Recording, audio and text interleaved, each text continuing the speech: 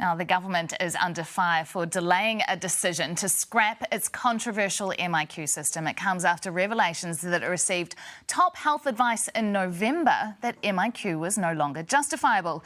It wasn't until 3 months later that MIQ for returning Kiwis was ended. In the meantime, of course, tens of thousands of Kiwis were impacted. And one of those Kiwis was journalist Charlotte Bellis, who was pregnant, stuck in Afghanistan and had a very public battle to be allowed to return home. Charlotte joins us now live from Christchurch. Charlotte, first of all, welcome home, finally, and how are you doing? Good. Yeah, we've only got a couple of weeks to go. We're due mid-May, so the countdown is well and truly on. And has your partner, he's a Belgium national, has he been able to return to New Zealand to be with you?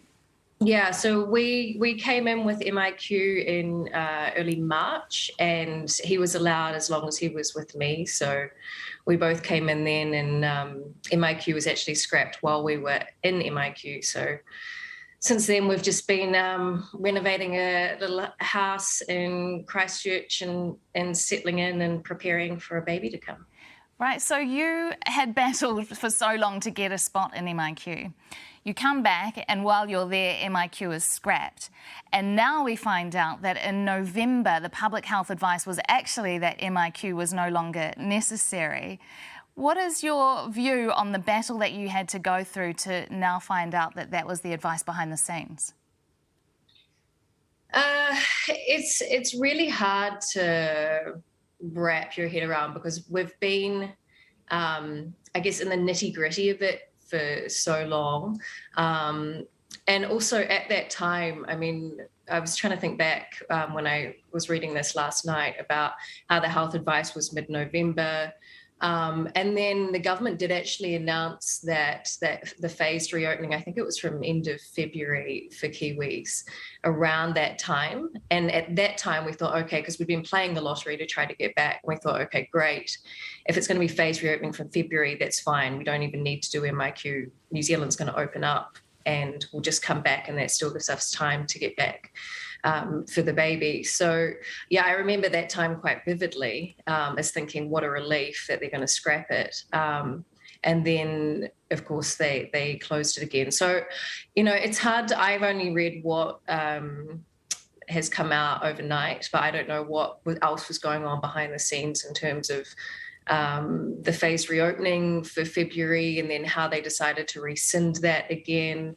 There was so much confusion around that time of, and for people trying to make plans, and of course all the Kiwis that got stuck in Australia as well with we'll open up, we won't open up, and what that meant for people abroad. Yeah, and this, of course, was before Christmas, so there would have been a lot of people wanting to return home for various reasons. For yourself, had the borders open, had MIQ been scrapped around November, and instead of the delay and for 3 months later, what did that delay cost you? And I'm not talking about money, but in terms of the emotional toll on you. Yeah, I mean, I get emotional thinking about it now. It was a lot.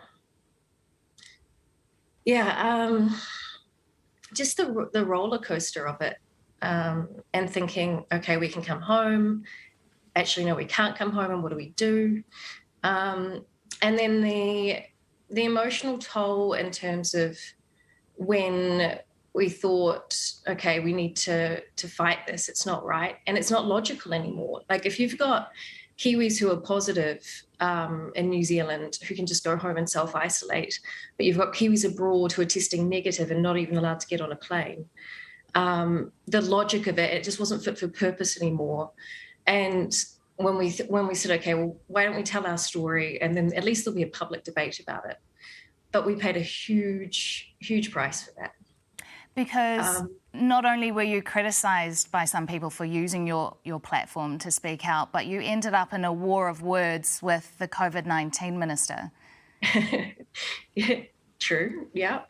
I think, yeah, and there was a lot of misinformation, a lot of things that came out that weren't correct, and also you know, a lot of people, and unless you were in the MIQ system, unless you're a Kiwi abroad, you think, you know, a million people, unless you had kind of played the lottery yourself and tried to get home or been one of those people who needed an emergency spot, it was very hard to understand the mechanics of it and what was involved on a paperwork level, and what I guess the response and the tone of the response was like from the MIQ officials or the health ministry or the government itself, as to kind of we were treated very much like the enemy and vilified often.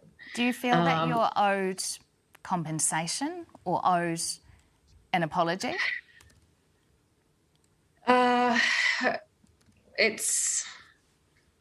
Yeah, I don't really want to comment about that specifically. I think that there's so many Kiwis abroad.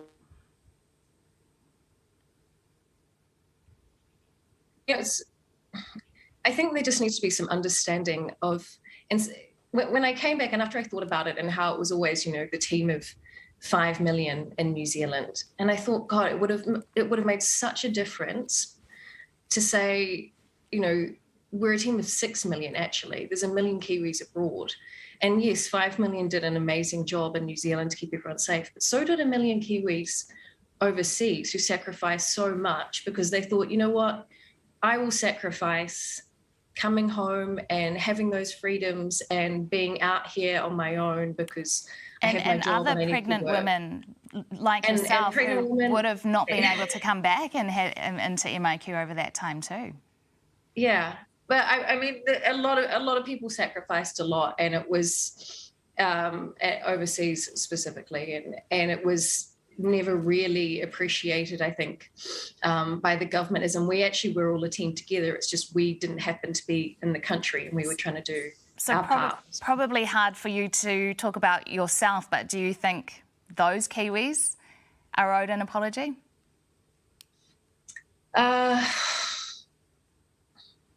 I think then there needs to be, there's been very little from the government in terms of, there's been the occasional, you know, and thanks for the Kiwis abroad, right, as opposed to, you know what, you guys did a hell of a lot. So some acknowledgement.